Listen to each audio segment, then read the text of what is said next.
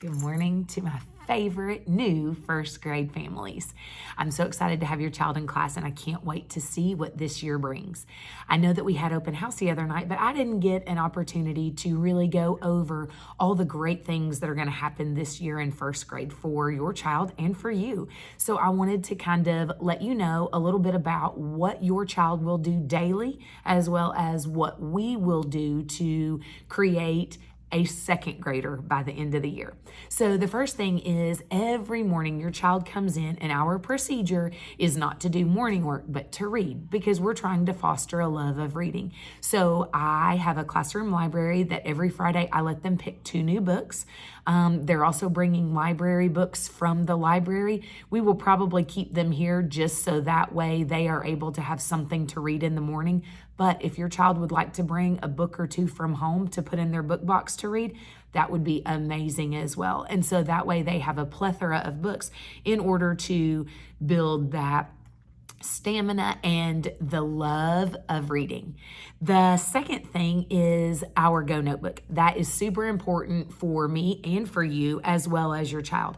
This is our mode of communication. If you just need to throw something in there, or if you need me to see something very quickly, that is the best place because I check it every morning. This is also a place where you'll find their homework. I only give homework on Fridays, and that is a reading log, and we're going to talk about that in just a little bit. But it's a great place to find graded work and any important notes from either our class or from Carpenter's, so that way you are well aware of everything that's happening at our school. The third thing that you're going to find is their behavior chart. That's a great place for you to be able to see how their day was behaviorally. Please know that we use a clip chart and that they get multiple chances and they get multiple reminders. And so if and when they do clip down, know that it has been warned and it has also been spoken about before that. So that way I will always write what it is, the offense that had happened, and that way you can talk about it with your child as well. The third thing is math. We use Ready Math, and what that means is this year your child is going to be doing 1 lesson per 5 days. Now, I kind of got off learning how to figure out all of these kids and all the things that they needed, so we aren't necessarily on a Monday to Friday lesson yet. However, each lesson takes 5 days. So at the beginning of the lesson, you'll see something similar to this, and this will let you know what we are talking about during those 5 days. You're also going to see blue pages that may come home. And this is what we work on in class together with manipulatives. So that way I know that your child has had the opportunity to do and see and touch all the different ways to figure out the answers to these problems. The last thing you're going to see is a green page. The green page is super important, and I will tell you why.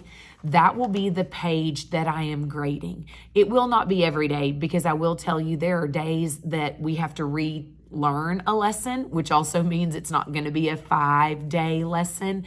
It's going to be a 6 or 7 day, but most of the time, each week, I will take at least 1 grade on those green sheets, and you will see that grade come home after I've put it into Power School.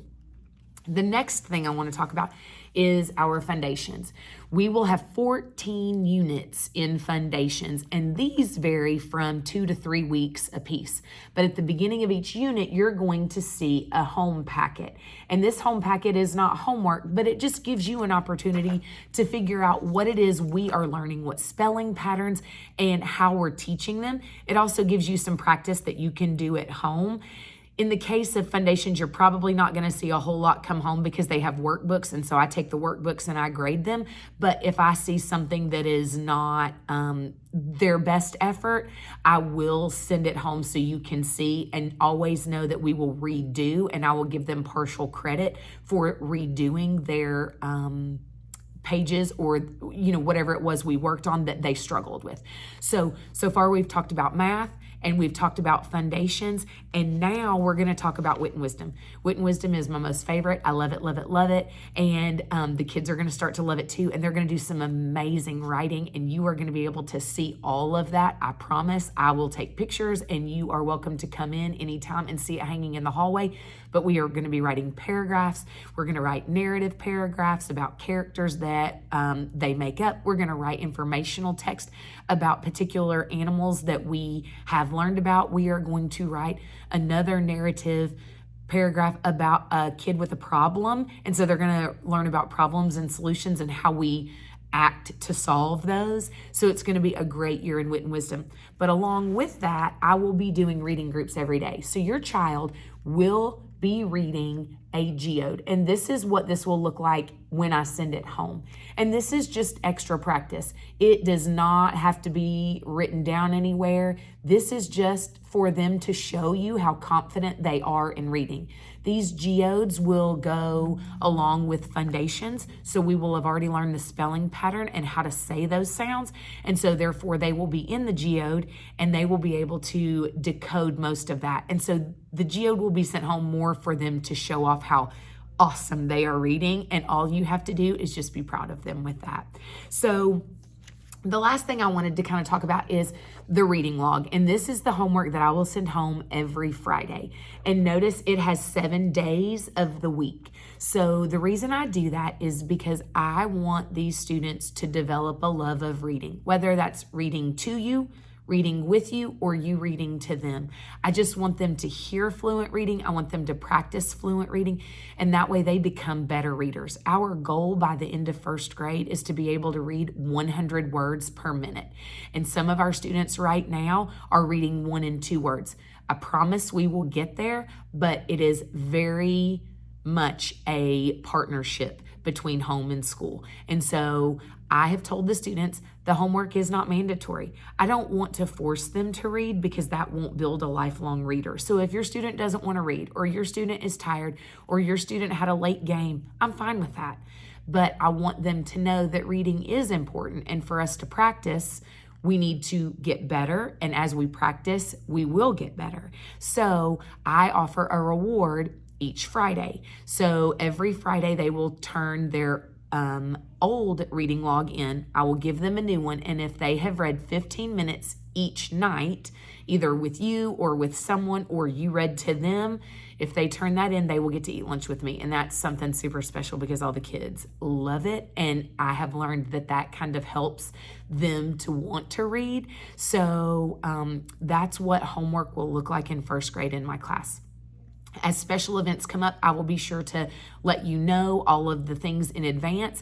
I also sent home a volunteer form, so that way if we are going on a field trip, I know who to ask to help chaperone based on those volunteer forms. If you are unable to get on to Seesaw, let me know, and I will be more than happy to get you in again, and we can make sure that you are connected with my class.